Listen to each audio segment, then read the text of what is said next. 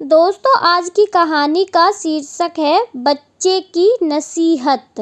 जी हाँ दोस्तों, एक उच्च शिक्षा प्राप्त युवक ज्ञान प्रकाश अपनी कार से दिल्ली जाते हुए रास्ते में चाय पीने के लिए एक ढाबे पर रुका।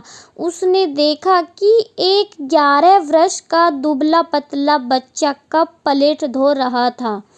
छोटी सी उम्र में उस बच्चे को ढाबे पर कठिन परिश्रम करते हुए देखकर ज्ञान प्रकाश से रहा नहीं गया। उसने इशारे से बच्चे को अपने पास बुलाया।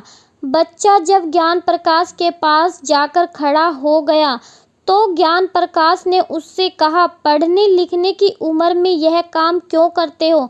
बच्चा बोला, बाबूजी, आप कितने पढ़े लिखे हो? ज्ञान प्रकाश को बच्चे का प्रश्न अच्छा नहीं लगा और उसे झिड़कते हुए बोला, तुम्हें क्या मतलब मैं कितना भी पढ़ा लिखा हूँ? जितना पूछा उसका जवाब दो।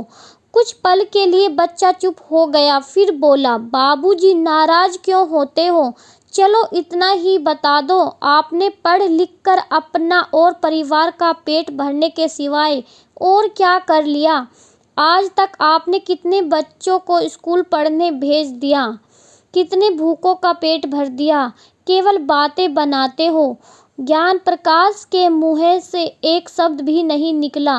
वह चुपचाप बच्चे की बात सुनता रहा। बच्चे ने भी कहना बंद नहीं किया। फिर बोला, अपना और बूढ़ी माँ का पेट तो मैं भी भर लेता हूँ।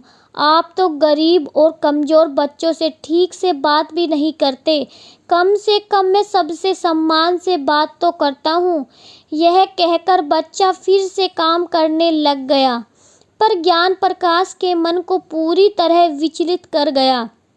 कई दिन तक बच्चे द्वारा कही गई बातें उसे कचोटती रही। वह समझ चुका था, बिना सद्भाव और सुविचारों के शिक्षा का कोई अर्थ नहीं होता।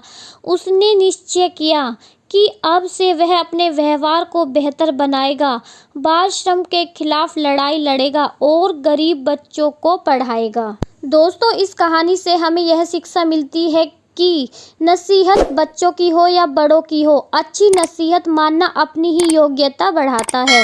धन्यवाद।